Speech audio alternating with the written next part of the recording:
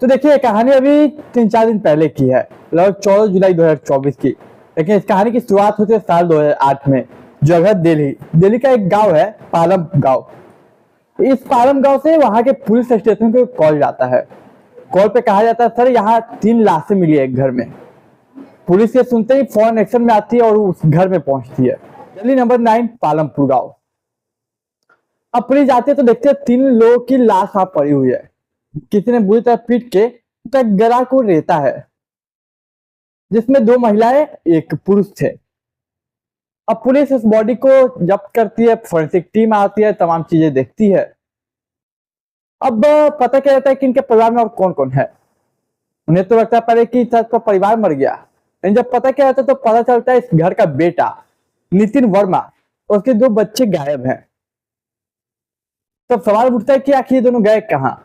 तो जब पता क्या रहता है ये दोनों कहाँ गए तो पता चलता है कि इनका एक्सीडेंट हो गया है। अब पुलिस सोचती है ये कहीं एक बहुत बड़ा साजिश तो नहीं। एक घर में 3 मौत, 2 महिला और एक पुरुष, और 2 बच्चे और एक पुरुष भर्ती एक्सीडेंट हुआ है। और ये नितिन वर्मा के एक माँ थी जो मरी, एक पत्नी थी और एक उसके पापा थे। अब फोन नितिन वर्मा से कांटेक्ट किया जाता है और उसको बुलाया जाता है। अब नितिन वर्मा घर आते हैं, एक्सीडेंट से इलाज घर आया। अब घर पे सामने अपने माँ बाप और बीवी का लाश देख के पूरा टूट गया, लेकिन पुलिस उसे संभालती है और सांत्वना देती है। नितिन वर्मा भी कहता है कि सर जो भी है आप उसे पकड़िए। अब पुलिस पूछते है क्या बताइए आपका एक्सीडेंट कैसे हुआ, एग्जैक्टली हुआ क्या। तो बताता है सर मैं बच्चों के साथ जा रहा था, अचानक से 3 लोग आते हैं और ये तीनों लोग अटैक कर देते हैं, हमला। अब पुलिस पूछे कि आपने ये बात कहीं पुलिस स्टेशन में रिपोर्ट करवाई। तो कहा सर इतना टाइम नहीं मिला कि मैं रिपोर्ट करवाऊं। अब मैं सोचा क्या से पहले एक बार रिपोर्ट करवाऊं, लेकिन मैं सोचा कि रिपोर्ट करवाऊंगा वो लोग फिर हम पे हमला कर सकते हैं। मैं डर गया था काफी, इसलिए मैंने पुलिस में कंप्लेन नहीं की। अब पुलिस को लगता है कि हो सकता है सच में डर गया हो। अब सवाल उठता है कि पूछते हैं कि पुलिस आखिर कौन इसके पीछे हो सकता है। कोई डाउट, कोई अंदेशा, किसी से लड़ाई झगड़ा वाद विवाद, आपका, आपका परिवार का, आपका बीवी का। तो नितिन वर्मा बोलते नहीं सर हमारे ऐसा कोई लड़ाई झगड़ा है नहीं किसी से। अब देखिए उस समय इतना टेक्नोलॉजी हुआ नहीं करता था।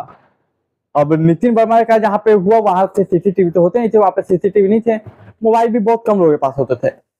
तो नितिन वर्मा के साथ एग्जैक्टली किन लोगों ने मारपीट किया या फिर जो भी अटैक किया तो कौन लोग थे इसका पता पुलिस करे तो करे कैसे। फिर तमाम जो लोग होते हैं आसपास के पड़ोसी मोहल्ला के उनसे पूछताछ की जाती है, लेकिन अफसोस के कुछ पता नहीं चलता है। अब पुलिस हर एंगल से पड़ोसियों को टटोल रही है, वह रिश्तेदार को टटोल रही है, तो कुछ हाथ लग नहीं रहा पुलिस के। जो भी हो सकता है देखिए फोरेंसिक टीम भी जो बताती है घर में 3 लोग थे, तीनों को मार दिया गया, लेकिन फोर्सफुली एंट्री का कोई निशान नहीं था। तो सवाल ये उठता है कि फोर्सफुली नहीं मतलब कि अंदर से किसी ने गेट खोला होगा, और गेट यूं ही तो खोलता नहीं है, कोई जान पहचान वाले के लिए खोलता है, ताकि कौन हो सकता है और क्यों हो सकता है। ये तमाम सवाल थे पुलिस के मन में, लेकिन जवाब एक का भी नहीं था। अब पुलिस दोनों रिपोर्ट दर्ज करती है, एक तो 3 मर्डर का और इधर 3 एक्सीडेंट का, 3 लोगों का एक्सीडेंट हुआ। अब पुलिस को तो बताया कि मैंने कि सीसीटीवी हुआ नहीं करते थे तो वो लोग का पता नहीं चलता कि कौन लोग हमला किए थे, और दोबारा वो कभी हमला नहीं करते। इन्वेस्टिगेशन करते करते महीने गुजर जाते हैं, कुछ नहीं मिलता है। तो पुलिस सोचते काम करते हैं नितिन वर्मा पे हमला हुआ था, ये बात सच भी है या नहीं, इस बात पे वह इन्वेस्टिगेट करते हैं। नितिन वर्मा का था कुंडली खंगालते हैं। तो जब नितिन वर्मा का कुंडली खंगाला जाता है तो पता चलता है कि इस नितिन वर्मा का एक लड़की के साथ अफेयर था। अब उस महिला से कांटेक्ट किया जाता है, उस महिला के घर जाया जाता है, उसके परिवार से मिला जाता है। देखिए पुलिस जाती तो है महिला और उसके परिवार के बारे में जानने के लिए, लेकिन यहाँ पता चलता है नितिन और उसके परिवार के बारे में। दरअसल नितिन का जिस महिला के साथ अफेयर था वो लोग बताते हैं कि नितिन और उसके वाइफ, उसके माँ बाप के बीच हमेशा कुछ ना कुछ लेके लड़ाइयाँ हुआ करती थी। देखिए कहा पुलिस उसके उस महिला के बारे में पता करने गई थी, पता चला इसके परिवार के बारे में। अब वो पुलिस को लगता है कि एक एक्स्ट्रा मैरिज अफेयर, और यहाँ जो गुरु बयान दे कि घर में लड़ाइयाँ हुआ करते थे। तो पुलिस उठाती है नितिन वर्मा को। देखिए नितिन वर्मा ने 1 महीने तक पूरा पुलिस को जोर डाला, फोर्स बनाया कि आप कातिल को पकड़िए, जो भी है उसे सजा दीजिए, मेरे माँ बाप पत्नी गई है। लेकिन 1 महीने बाद कैसे केस का रुख बदला और शक के घेरे में खुद नितिन वर्मा खड़ा हो गया। अब पुलिस टाल मटोल करके टटोलती है नितिन वर्मा को। पहले तो नितिन वर्मा सब चीजों को नजरअंदाज करता है, इग्नोर करता है कि नहीं मैंने नहीं किया, डिक्लाइन करता है उस चीज से। लेकिन जब पुलिस अपने पुलिस अंदाज में पूछताछ करती है तो फिर जाके एक कहानी वो बताता है। अब वो कहानी आप सुनिए। बात दरअसल है 2 साल पहले की, जब इसकी शादी हुई थी एक लड़की से। नितिन वर्मा की शादी तो हुई थी एक लड़की 2 साल पहले, उसके बाद उनका घर अच्छा चल रहा था। लेकिन कुछ समय बीतता है तो नितिन वर्मा की लाइफ में एक लड़की आती है। उस लड़की से नितिन वर्मा की बात होती है, बात मुलाकात होती है। उस समय मोबाइल फोन हुआ नहीं करते थे, तो नितिन वर्मा चिट्ठी के माध्यम से उससे बात करता था। कई बार वो सामने मिलता था, 1-2 बार उसने घर पे भी अपने लाया था। और ये देखते देखते दोस्ती प्यार में बदल जाता है इन लोगों के बीच। और कहीं ना कहीं इसके बारे में नितिन वर्मा के पत्नी को पता चल जाता है। और नितिन वर्मा के पत्नी उसे रोकती है तो नितिन वर्मा उसे मारता पीटता है।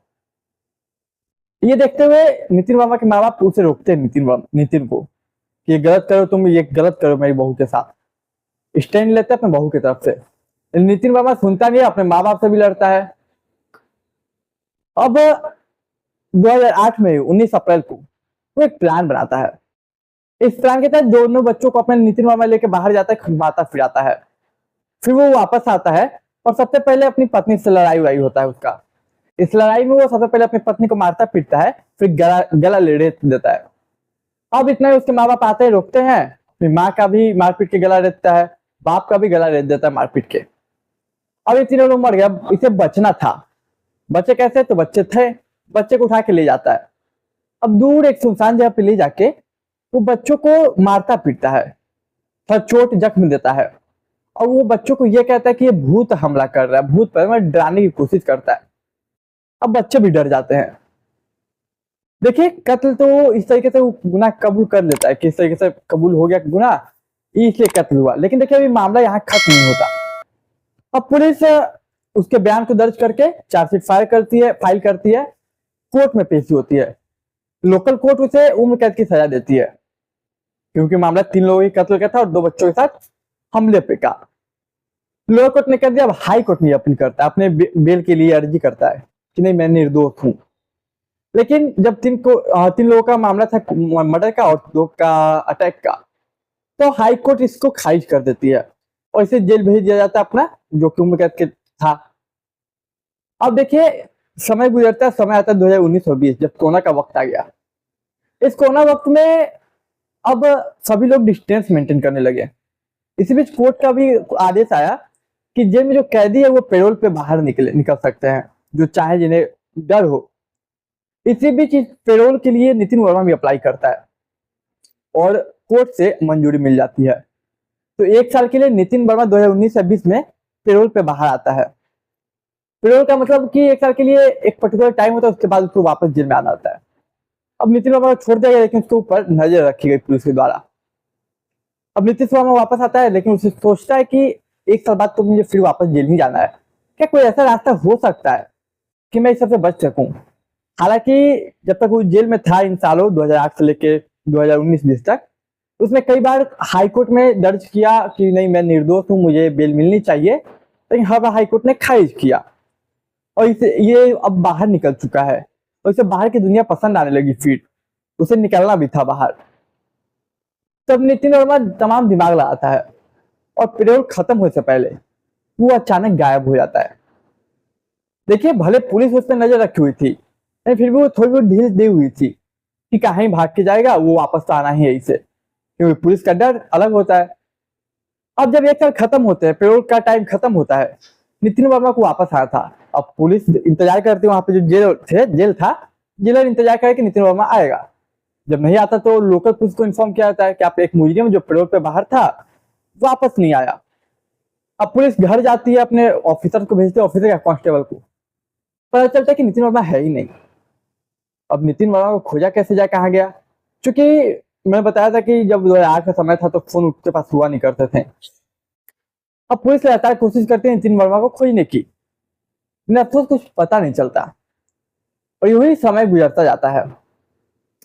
फिर इस केस को 2023 में क्राइम ब्रांच को सौंप दिया जाता है। अब क्राइम ब्रांच का एक ही काम था, नितिन वर्मा को कैसे भी खोज के निकालना, चाहे जहां हो। अब क्राइम ब्रांच जब इन्वेस्टिगेशन शुरू करती है तो उन्हें पता चलता है कि ये दिल्ली में कहीं रुका हुआ है।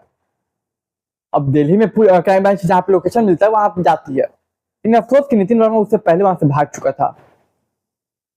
लेकिन देखिए वहां उसका 2-3 जगह वो भागा दिल्ली के बाद भी 2023 से 24 के बीच। लेकिन पुलिस को पता चला कि जहां भी काम कर रहे हैं कुछ सिमिलर चीजें हैं।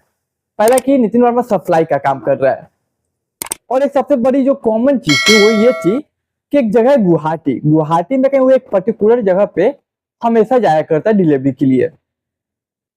तो उस जगह का पता करने में पुलिस को थोड़ा टाइम लगता है। अब क्राइम ब्रांच लगातार इन्वेस्टिगेशन कर दिया, कोई फोन नंबर था नहीं, इस बीच उसने फोन भी लिया था बीच में। अब फॉर्चुनेटली एक नंबर नितिन वर्मा का ऑन बताता है, और उस नंबर को ट्रैक करते हुए पुलिस गुवाहाटी के उस लोकेशन का पता चल जाता है जहां अक्सर वो डिलीवरी किया करता था। फिर अब 2024 आता है, 14 जून 2024। पुलिस गुवाहाटी क्राइम ब्रांच की टीम जाते हुए गुवाहाटी और नितिन वर्मा के सामने खड़ा होकर कहती है कि नितिन वर्मा जी आपका समय खत्म हुआ, बहुत घूम लिया आपने बाहर। फिर अरेस्ट करके उसे लाया जाता है और कोर्ट में पेशी होती है। और बाकी अब क्या, आपको तो पता है उसे सजा ऑलरेडी मिली हुई है। अब थोड़ी बहुत पूछताछ हो रही है कि इसमें कोई बाहर का भी शामिल, अंदर का भी शामिल था क्या, और शामिल था तो बताओ, सजा कम करवाएंगे। वो हकलाबाजी है पुलिस का पता करने का। तब उसे तो जेल होगी, उम्र की सजा ऑलरेडी मिली हुई है। कोई इन्वॉल्व होता है अंदर का तो उसे भी अरेस्ट किया जाएगा। तो देखिए ऐसी कहानी यही थी। उम्मीद करता हूं आपको कहानी पसंद आई होगी। पसंद आए तो चैनल को सब्सक्राइब, वीडियो को लाइक, दोस्तों रिश्तेदार के साथ शेयर कीजिए। मैं मिलता हूं एक नई कहानी में, तब तक के लिए मुझे दीजिए इजाजत।